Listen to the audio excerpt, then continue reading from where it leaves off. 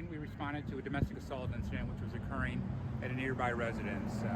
From the information that our initial responders had was there was a male subject that was armed with a gun that was threatening the residents of the home as well as neighbors surrounding the residence.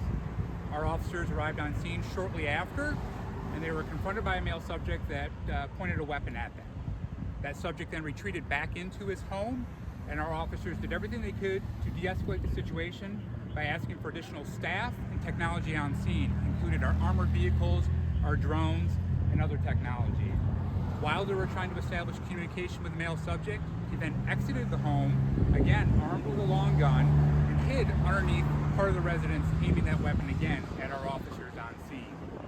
Our officers again showed great restraint. They tried to continue negotiations, both over loudspeaker and telephone, without success.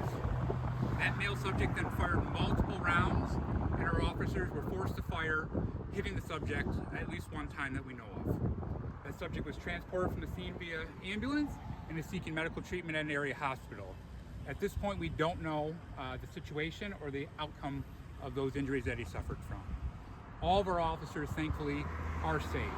Both our agency, Kentwood, MSP, Wyoming, all responded to the scene, and all of their officers are safe. So right now we're thankful at this point that no one else was injured, including the original victim of the domestic we were responding to and the neighbors that this subject pointed weapons at. From this situation, we don't have a lot more that we can tell the public. We don't believe there's any further threat to the community whatsoever.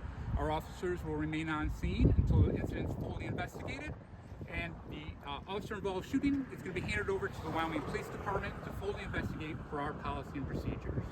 And at this point, there's not much more information that we have. There's a very chaotic situation that's involving multiple people, as you can see behind me here, and hopefully we'll be able to provide some more details later in the day to you.